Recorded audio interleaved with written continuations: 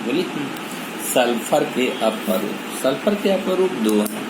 पहला है ये विषम लंबाक सल्फर, या इसको हम ऑर्थोरोम्बिक सल्फर भी कहते हैं, या अल्फा सल्फर या येलो सल्फर कहते हैं। और दूसरा होता है एकांताक्ष सल्फर या मोनोक्लिनिक सल्फर, या इसको बीटा सल्फर भी कहते हैं।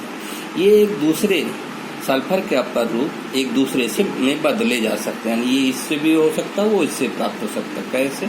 अब ये देखिए 369, इसको याद करने का बहुत सरल तरीका है। 3 का पहाड़ा 3 बार पढ़ो, तो 3 का पहाड़ा 3 दूनी 6 और 3 3 9, यानी 369। अब 369 से ऊपर यदि हो गया तो एकांताक्ष से विषम लंबाक्ष प्राप्त हो जाएगा। यदि हम ठंडा कर देते हैं 369 से नीचे की ओर आते हैं, विषम लंबाक्ष से एकांताक्ष प्राप्त होने लगता है। अब देखो सल्फर के S8 अणु की संरचना कैसी होती है। देखिए इसमें क्राउन शेप्ड या इसको कुटित वलय संरचना या किरीटिकाकार संरचना कहते हैं। ये देखिए 1 2 3 4 5 6 7 8 बिल्कुल डब्लू जैसी है। डब्लू बना लीजिए, ये देखिए ये इस प्रकार डब्लू बनाते हैं ना, ऐसे ऐसे ऐसे ऐसे और ये ऐसे, और जहाँ जहाँ जोड़ है वहाँ पर ऐसे रख दीजिए, अपने आप सल्फर की संरचना हो जाएगी। सल्फर एक सल्फर से दूसरे सल्फर की जो लंबाई है, बंध लंबाई 204 पिकोमीटर होती है, और इनके भी जो बंध कोण बनता है वो 107 डिग्री का होता है। अब S6 के रूप में भी ये पाई जाती है। S6 रूप में जो संरचना बनती है वो चेयर फॉर्म होती है, कुर्सी रूप संरचना। देख लीजिए 6 है, 1 2 3 4 5 6, बिल्कुल कुर्सी जैसे। जैसे यहाँ पर नीचे की ओर है भागा, ये बीच का है, ये ऊपर की ओर है। इसमें SS का बंध होता है 205.7 पिकोमीटर, और जो बंध कोण बनता है 102.2 डिग्री का होता है। अब देखिए विषम लंबाक सल्फर में S8 वलय तथा S6 कुर्सी रूप संरचनाएं पाई जाती हैं। वाष्प अवस्था में सल्फर आंशिक रूप से S2 अणु के रूप में पाया जाता है, जिसमें ऑक्सीजन की तरह एंटी बॉन्डिंग ऑर्बिटल्स में अयुग्मित इलेक्ट्रॉन होने के कारण यह अनुचुंबकीय पैरामैग्नेटिक गुण प्रदर्शित करता है। जिस प्रकार O2 में अयुग्मित इलेक्ट्रॉन पाए जाने के कारण पैरामैग्नेटिक गुण प्रदर्शित करता है, उसी तरह से सल्फर यदि वाष्प अवस्था में है, S2 अणु के रूप में है, यह भी पैरामैग्नेटिक गुण प्रदर्शित करता है। अब हम सल्फर के गुण देखते हैं। जैसे देखिए सल्फर NaOH के साथ क्रिया करता है, H2SO4 के साथ क्रिया करता है, और सल्फर सांद्र HNO3 के साथ क्रिया करता है। तो क्या करता है, देखिए ये है सल्फर।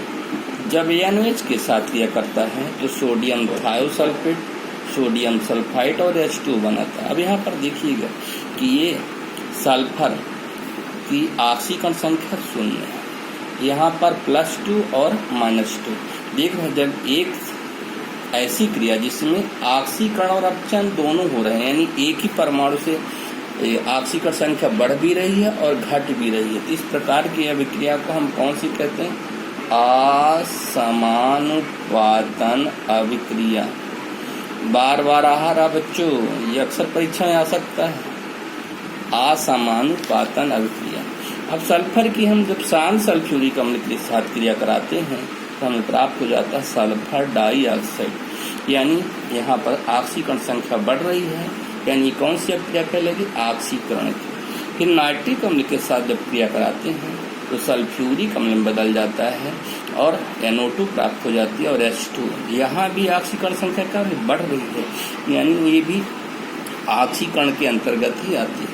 फिर सल्फर की जब हम ऑक्सीजन के साथ क्रिया कराते हैं तो सल्फर डाइऑक्साइड है, कुछ मात्रा में सल्फर ट्राइऑक्साइड ही प्राप्त होती है और उसकी मात्रा 5 से 10% होती है। सल्फर के यौगिक में सल्फर डाइऑक्साइड लेते हैं। अभी संरचनाएं देखिए, सल्फर डबल बॉन्ड, ये अपना लोन पेयर इलेक्ट्रॉन इसको दे देता है, इसलिए प्लस इसमें माइनस, और इसकी अनुनादी संरचना हो गई। तो जो पहले सिंगल बॉन्ड था वो डबल बॉन्ड में, डबल बॉन्ड वाला सिंगल बॉन्ड में। ये जो बॉन्ड बन रहा है कोऑर्डिनेशन बॉन्ड, ध्यान रखना है। ये अपना लोन पेयर इलेक्ट्रॉन इसको दे रहा है, इसलिए इसके ऊपर पॉजिटिव और इसके ऊपर नेगेटिव। इसमें दोनों SO बंध समान तथा सहसंयोजक होते हैं। क्योंकि SO2 अणु कोणीय होता है। अब कोणीय अणु होने के कारण इसमें दोनों बंध यानी S सिंगल बॉन्ड हो और S सिंगल बॉन्ड हो, दोनों के कैसे होंगे, एक समान पाए जाते हैं। विरेचन, सल्फर को यदि वायु की उपस्थिति में जलाते हैं तो सल्फर डाइऑक्साइड के साथ साथ कुछ मात्रा में सल्फर ट्राइऑक्साइड भी प्राप्त होती है। देखो सल्फर सॉलिड रूप में है, ऑक्सीजन गैस रूप में जलाए तो ये SO2 और ये हो गई SO3। सल्फर को वायु की उपस्थिति में जब जलाते हैं तो सल्फर डाइऑक्साइड के साथ कुछ मात्रा में सल्फर ट्राइऑक्साइड भी प्राप्त होती है और ये सल्फर ट्राइऑक्साइड की 5 से 10% होती है। शेष मात्रा हमारी सल्फर डाइऑक्साइड की होती है। और दूसरी विधि देखिए, जब ये आयरन की अयस्क है, आयरन पायराइड इसको कहते हैं, और ऑक्सीजन के साथ जब इसका भर्जन कराते हैं, देखिए ये आयरन ऑक्सीजन के साथ आयरन ऑक्साइड में बदल जाती है और फिर उसके बाद जो शेष बचता है वो सल्फर डाइऑक्साइड प्राप्त हो जाती है। गुण, यह जल में अत्यधिक विलेय होती है। देखिए सल्फर के साथ जब हम पानी की क्रिया कराएंगे तो H2SO3 बनता है, इसी को बोलते हैं सल्फ्यूरस अम्ल। और दूसरी देखिए, यदि हम क्षार की सोडियम हाइड्रोक्साइड के सल्फर के डाइऑक्साइड के साथ क्रिया कराते हैं, सोडियम सल्फाइड प्राप्त होता है और प्लस H2। और यदि सोडियम सल्फाइड H2 और SO2 की क्रिया कराते हैं तो ये हो गया सोडियम हाइड्रोजन सल्फाइड या सोडियम बाई सल्फाइड भी कह सकते हैं। और इसका व्यवहार बिल्कुल CO2 से मिलता जुलता हो रहा है। जिस प्रकार CO2 की भी इसी प्रकार NH के साथ क्रिया होती है और फिर इसके बाद पुनः जब कराते तो भी इसी प्रकार क्रिया होती है, यानी ये क्रिया लगभग उससे मिलती जुलती होती है। अब देखिए, यदि चारकोल की उपस्थिति में हम SO2 की क्रिया ACl2 के साथ कराते हैं तो यहाँ पर चारकोल उत्प्रेरक के रूप में क्रिया करता है और बना लेता है सल्फ्यूरिल क्लोराइड। लेकिन यदि V2O5 पैनेडियम पेंटाऑक्साइड उत्प्रेरक की उपस्थिति में क्रिया कराते हैं तो हमें प्राप्त होता है सल्फर ट्राइऑक्साइड। यानी उपयोग, शर्करा तथा पेट्रोलियम के शोधन में इसका उपयोग किया जाता है। प्रतिक्लोर, विसंक्रामक तथा परिरक्षक के रूप में भी इसका उपयोग किया जाता है। जब SO2 को यदि हम यानी फेरिक जिसको कहते हैं कि लवण के जलीय विलयन में प्रवाहित करते हैं तो क्या होता है, देखिए SO2 नमी की उपस्थिति में अपचायक की तरह व्यवहार करती है। जब हम सल्फर डाइऑक्साइड को नमी के साथ क्रिया कराएंगे तो ये इसको कहाँ में बदल देगी, सल्फेट में, +4H पॉजिटिव और ये 2 इलेक्ट्रॉन, और ये 2 इलेक्ट्रॉन Fe3 पॉजिटिव ग्रहण कर लेगा और बदल जाएगा 2Fe2 पॉजिटिव। यहाँ पर देखिए ऑक्सीडेशन नंबर घट रही है, अर्थात यह क्रिया किसकी होती है, अपचायक की तरह व्यवहार करती है।